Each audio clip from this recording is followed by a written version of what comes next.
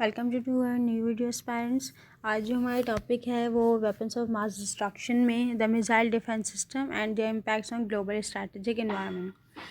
Missile defence system जो है वो क्या है और फिर इसके इम्पैक्ट क्या पड़ते हैं ग्लोबल स्ट्रैटेजिक एनवायरनमेंट पे, इसको डिस्कस करते हैं। फर्स्टली जो हिस्टोरिकल बैकग्राउंड में कॉम्प्लेक्स लैंडस्केप हम देखते रहते हैं।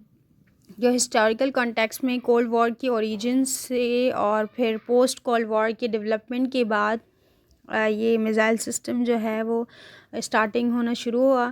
फिर करंट स्टेट जो अभी मिसाइल डिफेंस टेक्नोलॉजी पे काम कर रही है, जिसमें यूएस डिप्लॉयमेंट्स है, ground base mid course defence है जिसको जीएमडी कहते हैं, और ये जो है, और दूसरा Aegis ballistic missile defence system है जो एमडी, और फिर रशियन डिप्लॉयमेंट्स है A-135 anti ballistic missile system.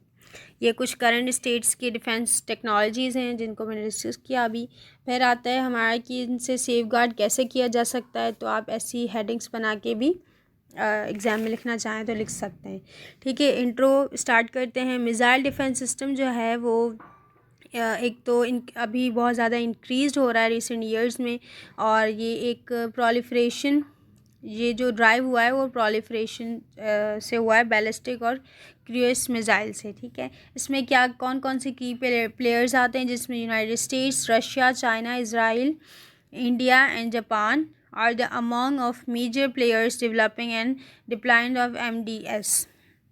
ये जो मिसाइल डिफेंस सिस्टम है वो ये मेजर की प्लेयर्स कंट्रीज़ या स्टेट्स कह लें, ये इनमें काम कर रहे हैं। ठीक है, टेक्नोलॉजिकल एडवांसमेंट में क्या क्या किया है इन्होंने? Advancements in radar system, sensors, interceptors और artificial intelligence are shaping the capabilities and complexities of MDGs।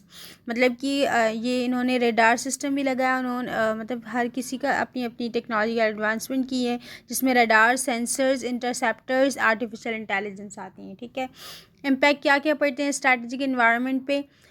A double edge sword, the strategic implications, जिसमें फर्स्टली डेटरन और एक्सक्लेशन आता है, जिसमें MDGs can deter potential adversaries by raising the cost of aggression but may also trigger arms races and increase tension. So ये एक तो deterrence के लिए है कि हम मतलब कि जो स्टेट्स हैं वो अपने नेबर्स को डरा सकें और अपनी जो एग्रेशन है उसको, उसकी जो कॉस्ट है उसको राइज कर सकें, और फिर रीजनल स्टेबिलिटी और पावर डायनामिक्स के लिए भी कि जो उनका रीजन है वो सिक्योर रहे, स्टेबल रहे, पावर जो है वो बैलेंस रहे, जिसको हम बैलेंस ऑफ पावर कहते हैं IR में।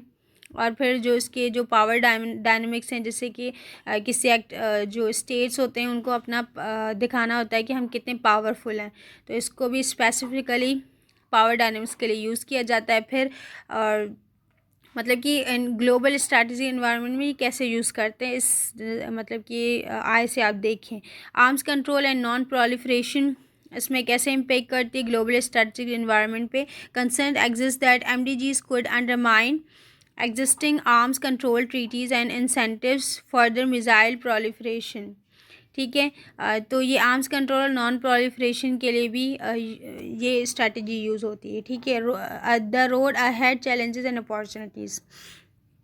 चैलेंजेस और अपॉर्चुनिटीज़ क्या क्या हैं इसमें? चैलेंजेस जो हैं, addressing technological limitations, managing the financial burden को मैनेज करना, और दूसरा टेक्नोलॉजिकल लिमिटेशंस, लिमिट में टेक्नोलॉजी को यूज़ करना, उसको एड्रेस करना, क्योंकि जब भी टेक्नोलॉजी जो है वो ओवर यूज़ हो जाती है तो आर्टिफिशियल इंटेलिजेंस को भी, अभी रिसेंट अगर एग्जांपल दें हम, तो आर्टिफिशियल इंटेलिजेंस भी अभी बहुत ज़्यादा ह्यूमंस को थ्रेट कर रही है। तो वैसे ही हम इसको भी थोड़ा सा आप एग्जांपल लेके समझ सकते हैं कि कैसे अगर ना रोका गया तो क्या क्या चैलेंजेस फेस करने पड़ सकते हैं। फिर आती है fostering international cooperation are crucial challenges, और दूसरी जो इंटरनेशनल कोऑपरेशन जो है वो उसमें बहुत ज़्यादा क्रूशियल चैलेंजेस जो हैं वो फेस करने पड़ सकते हैं।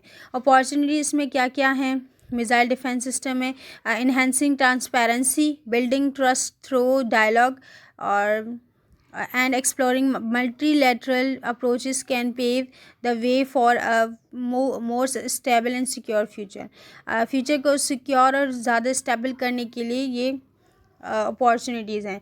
फिर at the conclusion, the development and the deployments of MDGs raise complex questions about global security. बहुत ज़्यादा मतलब कि कॉम्प्लेक्सिटी आ सकती है ग्लोबल सिक्योरिटी में. Navigating this landscape requires a nuanced understanding of the potential benefits and risks and the commitments to responsible development and deployments. So हर जगह challenges भी होते हैं तो साथ opportunities भी होती है. तो डिफेंस सिस्टम में कुछ चीज़ों की challenges भी हैं और strategies भी हैं और कुछ अच्छा भी है कुछ बुरा भी है. So that's all for today. If you like our video then like, comment, share and subscribe. Thanks for watching.